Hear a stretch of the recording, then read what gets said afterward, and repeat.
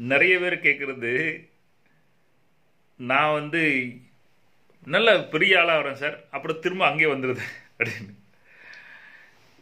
உங்களோட இந்தியில் வந்து அவுக்காத்துன்னு சொல்லுவாங்க, தமிழில் என்ன வேர்டுன்னு எனக்கு தெரியல. உங்களோட நிலைமை, உங்கள் லெவலு, அதுக்கு தகுந்தபடி தான் உங்களுக்கு பணம் வரும். வாழ்க்கையோட சக்ஸஸ் எல்லாமே அதுக்கு தகுந்தபடி தான் வரும். உங்கள் லெவல் எப்படி இருந்துச்சுன்னா பணமும் அதுக்கு தகுந்தபடி தான் வரும். அப்படியே தப்பி தவறி பணம் வந்துச்சுன்னு வைங்க, அது காணாமல் போயிடும், தொலைச்சிருவீங்க, திரும்ப அந்த நிலைமைக்கு வந்துடுவீங்க. உங்களோட பர்சனாலிட்டி எப்படியோ அப்படி தான் உங்களோட பணமும் சக்ஸஸும் அமையும். ஸோ பணத்தை தேடி போகக்கூடாது. உங்களோட பர்சனாலிட்டி, உங்களோட திறமை, நீங்கள் எவ்வளோ அட்ராக்டிவாக ஆகிறீங்க, அதை தான் நீங்கள் டெவலப் பண்ணணும். அதை டெவலப் பண்ணிங்கன்னா பணம் தன்னால் முன்ன பின்ன இருந்தாலும் வந்து சேர்ந்துருவாங்க.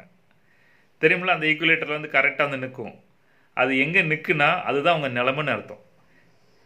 நீங்கள் வந்துக்கிட்டே இருக்குன்னா உங்கள் நிலமை, அது வந்துட்டு காணாமல் போகுதுன்னா அங்கங்கே ஆடிட்டு உங்கள் நிலைமை கரெக்டாக வந்துடும்.